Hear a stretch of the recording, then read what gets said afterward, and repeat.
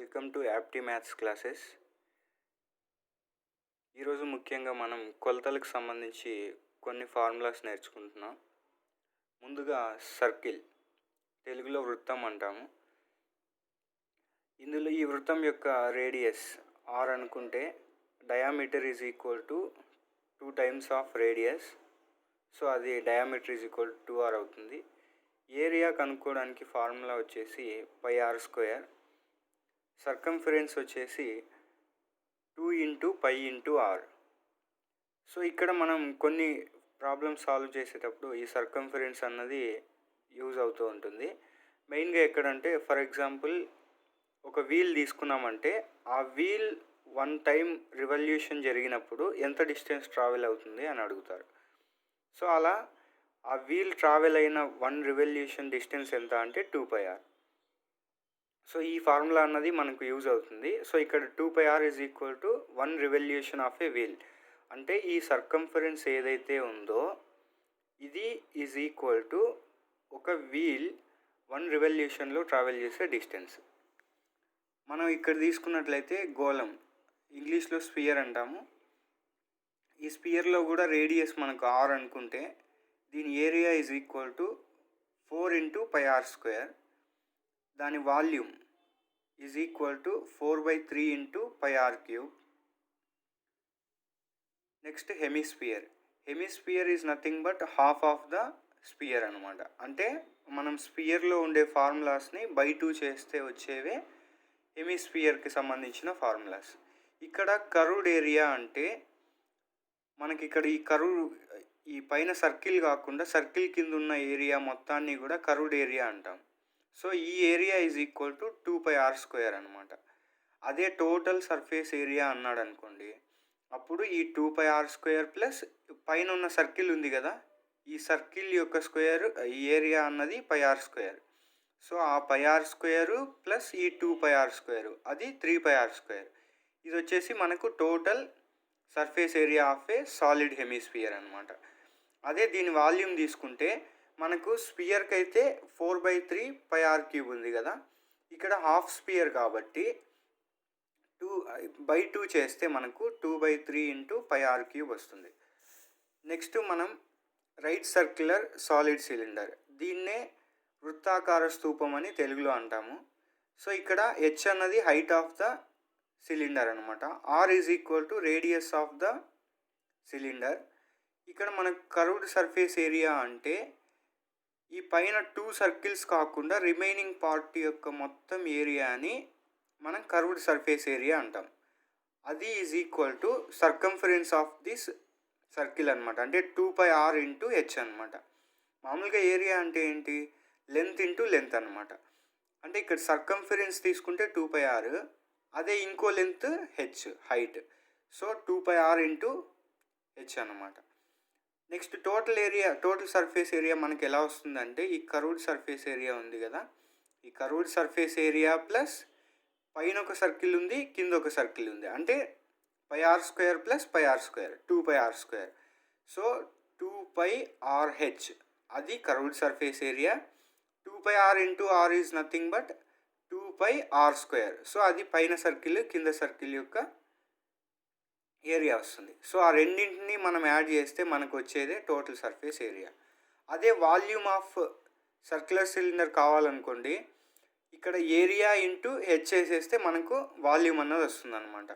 ఈ ఫార్ములా మీరు ఎలా గుర్తుపెట్టుకోవచ్చు అంటే హెచ్ హైట్లో ఉన్న సర్కిల్స్ అన్నింటి యొక్క ఏరియా తీసుకొని ఆ హైట్ ఉంది కదా హెచ్, దాంతో మల్టిప్లై చేస్తే వచ్చేదే మనకు వాల్యూమ్ వస్తుంది అనమాట. అంటే πr స్క్వేర్ ఉన్న సర్కిల్స్ అన్నింటినీ యాడ్ చేసుకుంటూ పోతే మనకు హెచ్ థిక్నెస్లో ఒక సిలిండర్ ఫామ్ అవుతుంది. సో అప్పుడు volume is equal to πr square into H అనమాట. మనం ఇక్కడ ఇంకో ఆకారం తీసుకున్నట్టయితే రైట్ సర్క్యులర్ కోన్ అనమాట. సో దీన్నే తెలుగులో శంకు ఆకారం అంటాం మనం ఈ కోన్ని. సో ఇక్కడ హెచ్ అన్నది హైట్ ఆఫ్ ద కోను, ఆర్ వచ్చేసి బేస్ దగ్గర ఉండే రేడియస్, ఎల్ వచ్చేసి సైడ్ యొక్క లెంత్ అనమాట. సో ఇక్కడ మనం ఎల్ వాల్యూ క్యాలిక్యులేట్ చేయాలి అనుకుంటే ఇది ఎందుకంటే ఇక్కడ రైట్ యాంగిల్ అనేది ఉంటుంది అనమాట మనకి. సో ఇక్కడ నుంచి ఇక్కడికి రైట్ యాంగిల్ ఉంటుంది. సో ఈ రైట్ యాంగిల్ వల్ల L is equal to H square plus R square అవుతుందన్నమాట. సో ఇక్కడ మనం curved or lateral surface area అంటాము. సో ఈ కర్వ్డ్ సర్ఫేస్ ఏంటి అంటే ఈ సర్క్యులర్ స్పేస్ ఉంది కదా, ఈ సర్కిల్ కాకుండా దాని పైన ఉన్న టాప్ పోర్షన్ యొక్క ఏరియా అనమాట. సో ఈ టాప్ పోర్షన్ యొక్క ఏరియా ఏమవుతుంది అంటే πr ఇంటూ ఎల్ అవుతుంది. సో ఎల్ వాల్యూ ఎలా క్యాలిక్యులేట్ చేయాలో మనకు తెలుసు. నెక్స్ట్ ఇక్కడ బేస్ ఏరియా తీసుకుంటే, బేస్ ఏరియా అంటే ఈ సర్కిల్ ఉంది కదా, సో ఈ సర్కిల్ యొక్క ఏరియా అనమాట, అది πr స్క్వేర్. మనకు టోటల్ ఏరియా కావాలనుకుంటే πr స్క్వేర్ ప్లస్ πrl అనమాట.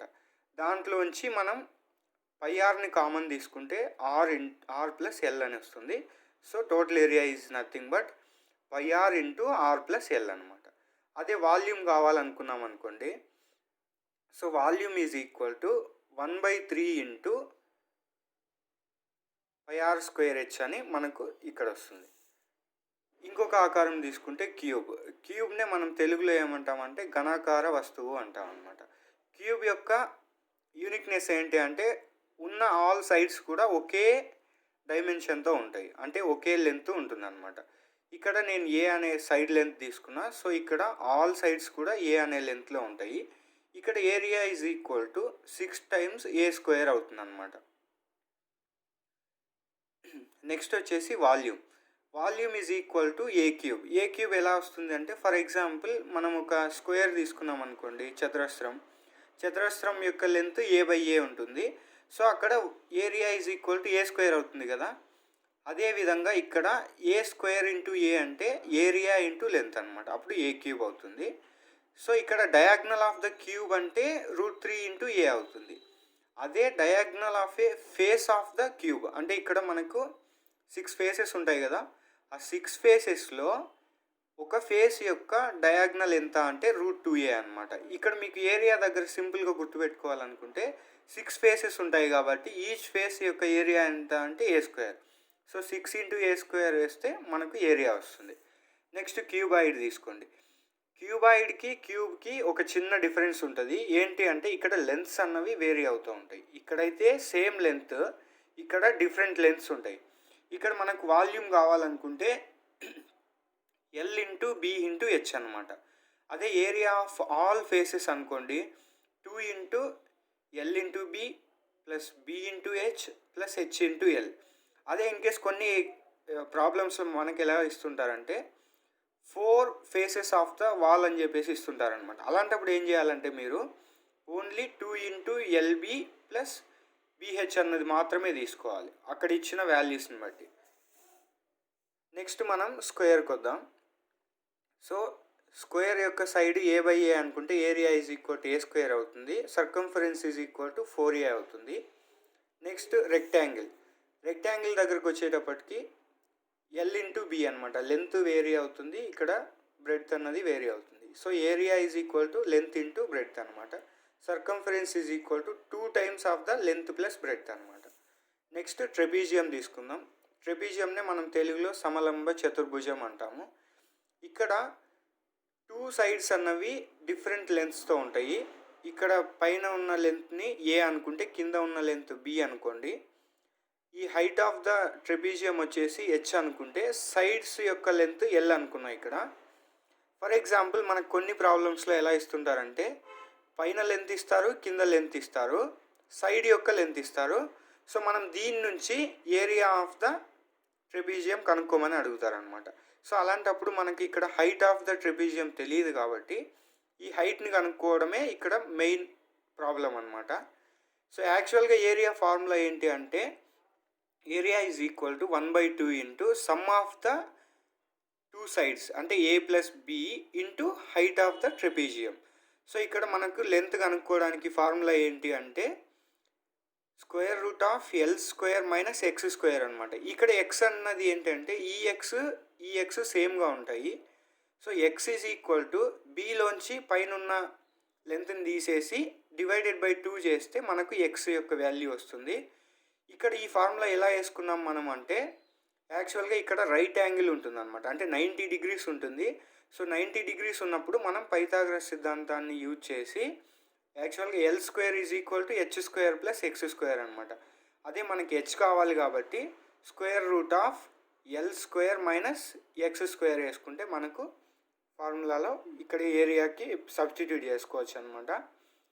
ఇది కేవలం కొలతలకు సంబంధించిన ఓన్లీ ఇంపార్టెంట్ ఫార్ములాస్ మాత్రమే. సో ఇంకా ఇలాంటి వీడియోస్ ముందు చేస్తూ ఉంటా. This is my first video. And ఈ వీడియోస్ చేయడానికి మెయిన్ ఉద్దేశం ఏంటంటే నాతో పాటుగా ప్రిపేర్ అయ్యే కొంతమంది Telugu medium students so concept ఉండి కూడా దాన్ని యూజ్ చేసుకోలేకపోతున్నారంట. ఎందుకు అంటే వాళ్ళకి తెలుగులో కొన్ని విషయాలు తెలియకపోవడము. అదే మనకు నార్త్ సైడ్ అనుకోండి చాలా వీడియోస్ చేస్తూ ఉంటారు, అవి హిందీలో చేస్తూ ఉంటారు.